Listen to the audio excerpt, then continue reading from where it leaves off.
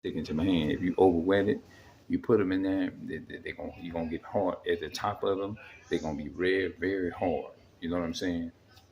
But the more, the less, um, like milk liquids you put in them, and have it damp, real, just kind of damp where you can handle it.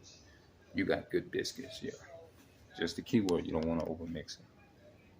Okay, hold on. Hold on, I'll be back, y'all. Now I'm balling them up.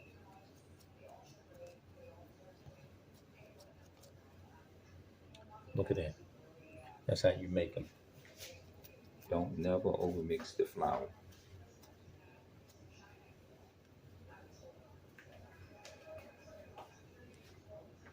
I'm gonna spray bottom my pans in the bottom.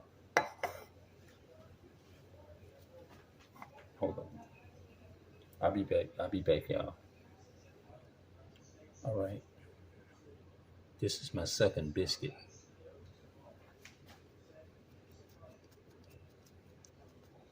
Let me show y'all again. You notice that you can see my flour is not too wet. Don't over wet it. Unfortunately, I did it. I wish you could have saw the rest of it. I didn't have nobody to help me hold my camera.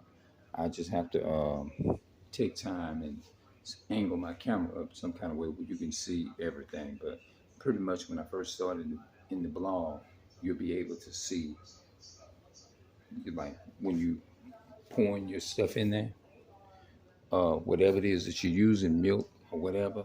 When you're using eggs, just don't overdo it. Make sure you put just enough in there, like a measure. You probably can get you some measuring cups or something like that. Or either you can do it by hand. Everybody do it differently. I do it this way, and basically, I just do what works for me. But the key word is, as long as you don't overmix your batter when you're making biscuits or when you're making cakes or when you're making biscuits, rolls, or whatever. I'm gonna make some rolls one day, and I'm gonna show people how to do that as well too. When you're putting your butter, when you're putting all this milk and stuff and products in there, um, you let your yeast and your water. Well, it's not. I'm making about that, and your milk and stuff. You let it sit up for maybe a couple of hours, maybe 25 minutes, 30 minutes or whatever. Maybe a little less than that. It doesn't matter. You just use your own judgment, and whatever works for you works for you. You let it sit up that length of time, and then you take the yeast and the milk and stuff, and you pour enough into your flour. You just pour it little by little at a time until you can get the dough to where you can handle it, not to where it's going to be so sticky to where it's going to be all over your hand and stuff. Just put just just put bits and bits and pieces of water until you can barely just damp it to where you can handle it, you know. And when you do that, you have good biscuits, you have good rolls or whatever. So I'm gonna send this video to you. You'll know how I get down with it. And when you get here in person, I can show you in person too as well. You'll be able to see it a lot better. I mean, a lot. I just didn't have nobody to hold my camera, so I'm doing it by, you know, like old fashioned or whatever. So that's it. All right, I'm gonna see y'all later. Showing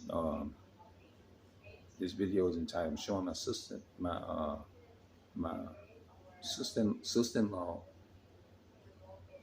how to make biscuits." All right, I'm out.